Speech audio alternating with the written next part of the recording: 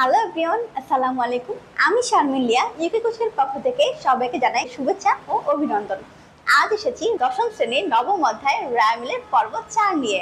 গত পর্বে আমরা শিখেছিলাম কোনগুলো চলতি সম্পদ, কোনগুলো চলতি দায়, কোনগুলো অলেখ সম্পদ বা ভুয়া সম্পদ, কোনগুলো মুনাফা জাতীয় আয়, কোনগুলো মুনাফা জাতীয় ব্যয়, মূলধন জাতীয় প্রাপ্তি বা আয়, মূলধন জাতীয় ব্যয়, এগুলো শিখেছিলাম। আজ আমরা এই যে টপিকগুলো শিখেছি এগুলোর উপরে কি আজ আমরা একটা সৃজনশীল করব।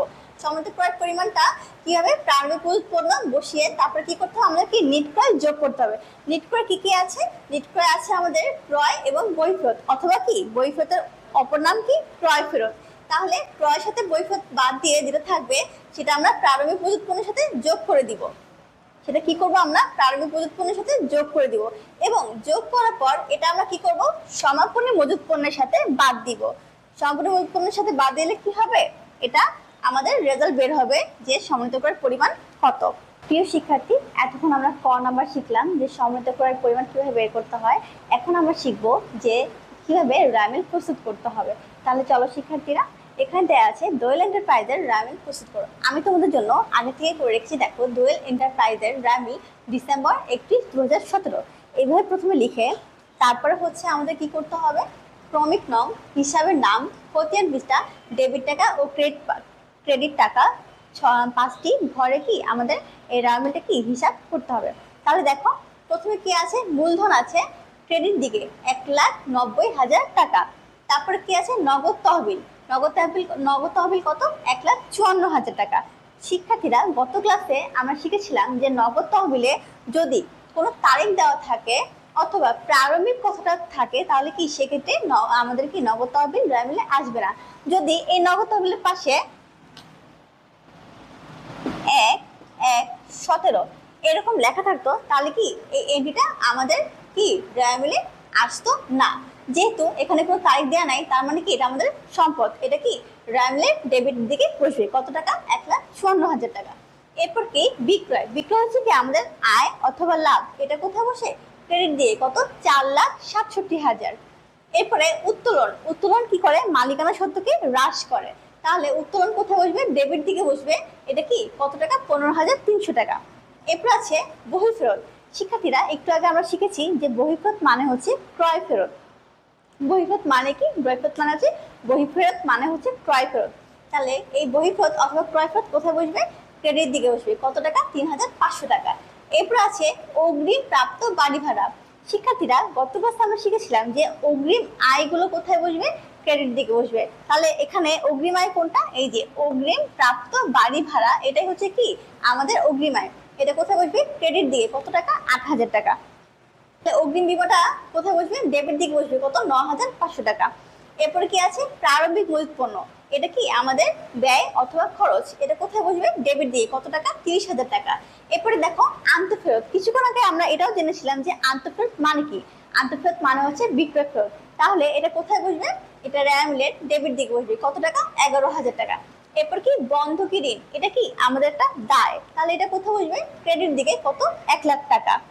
এরপর দেখো ক্রয়। ক্রয়টা কি আমাদের ব্যয় অথবা খরচ, এটা কোথায় বসবে, রামিলের ডেবিট দিকে বসবে। কত, 2,54,000 টাকা। এরপর কি প্রাপ্য হিসাব। আমরা এর আগের ক্লাসে শিখেছিলাম যে প্রাপ্য কথাটা লেখা থাকলে আমরা কি করব, সেটা ডেবিট দিকে বসাই দিব। তাহলে কি প্রাপ্য মানে হচ্ছে কি, প্রাপ্য মানে কি আমি যেটা পাবো। তাহলে কি প্রাপ্য হিসাব কোথায়, 3,62,000 টাকা। কোথায় বসবে, ডেবিট দিকে বসবে। এরপর কি ভবিষ্যৎ তহবিল।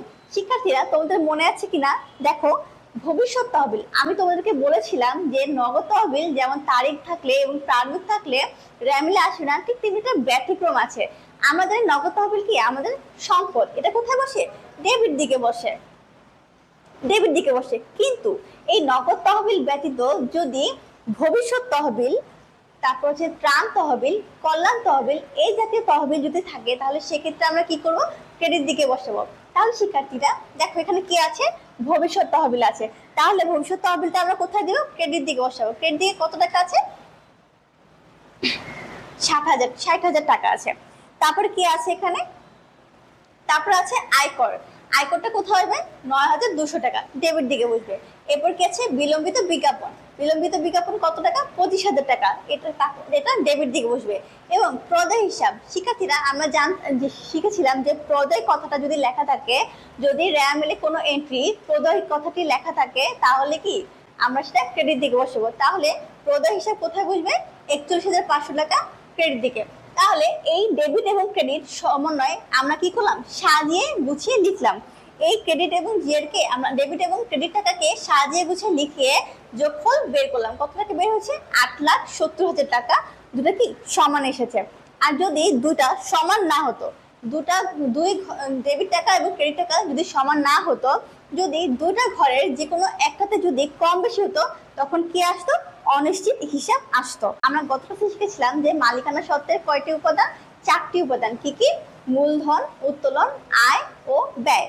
তাহলে দেখো আমরা শিখেছিলাম এর আগে সূত্রে মালিকানা সত্ত্ব বিবরণী কি এটা সূত্র শিখেছিলাম। কি কি?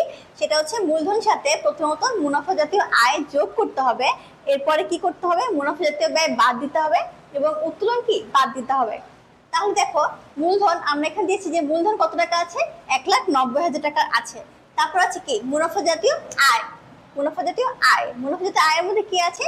বিক্রয় আছে এবং কি আন্তঃফেরত আছে। তাহলে বিক্রয়টা কি? 4,67,000। এর সাথে কি আমরা আন্তঃফেরত কি বাদ দিব? কত? 11,000 টাকা। তাহলে আসবে কত আমাদের? 4,56,000 টাকা। এরপরে দেখো আমরা বলেছিলাম কি যে এটা যোগ করে মূলধনের সাথে মুনাফা জাতীয় আয় যোগ করার পর মুনাফা জাতীয় ব্যয় কি হবে? বাদ যাবে। তাহলে মুনাফা জাতীয় ব্যয়ের মধ্যে কি কি আছে? মুনাফা জাতীয় ব্যয়ের মধ্যে আমরা গত ক্লাসে শিখেছিলাম যে কোনগুলো মুনাফা জাতীয় ব্যয়। তাহলে দেখো প্রারম্ভিক মজুত পণ্য, সমাপনী মজুত পণ্য, এই সবকিছু কি আমাদের মুনাফা জাতীয় ব্যয়ের মধ্যে আছে। যেহেতু আমরা কতে সমন্বিত ক্রয় করে আসছি এবং সমন্বিত ক্রয়ের এন্ট্রিগুলো মুনাফা জাতীয় ব্যয়ের মধ্যে আছে, তাই আমরা ডিরেক্টলি এখানে সমন্বিত ক্রয় এন্ট্রিটা বসিয়ে দিব। সমন্বিত ক্রয়টা কত আছে? 2,65,000। তাহলে আমরা জানি এটা বাদ দিলে কত হবে? 3,81,000। আমরা জানি মূলধনের সাথে মুনাফা জাতীয় আয় যোগ করার পর যে এন্ট্রিটা থাকবে মুনাফা জাতীয় ব্যয় কি করতে হবে? বাদ দিতে হবে। আমরা বাদ দিয়ে কত আসলো? 3,81,000 টাকা আসলো। এরপর বাদ দিতে হবে কোনটা? উত্তোলন। উত্তোলনের মধ্যে কি কি আছে?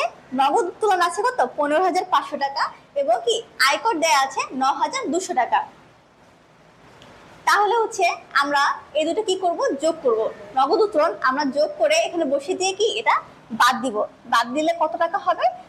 24,500 টাকা হলে কত? তারপর বাদ দিলে কত হবে? 3,65,000 টাকা হবে। তাহলে কি এটাই আমাদের মালিকানা সত্ত্ব বিবরণী।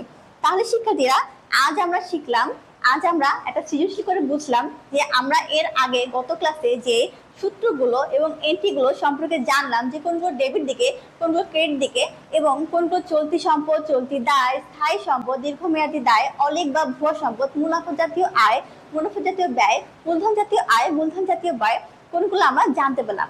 সেই সব রিলেটেড আমরা কি করলাম? একটা অঙ্ক করলাম। এই ম্যাথটা করার পর তোমাদের যদি কোনো সমস্যা থাকে তাহলে কি আমাকে একটা স্ক্রিনশট দিয়ে কমেন্ট বক্সে জানিয়ে দিবে। আর আমার এই ভিডিওটি যদি তোমাদের ভালো লেগে থাকে তাহলে অবশ্যই তোমার বন্ধুদের সাথে শেয়ার করবে এবং জানিয়ে দিবে, তাদেরও কি উপকার হবে। তাহলে শিক্ষার্থীরা আজকে এই পর্যন্ত, ভালো থেকো, ধন্যবাদ, আসসালামু আলাইকুম।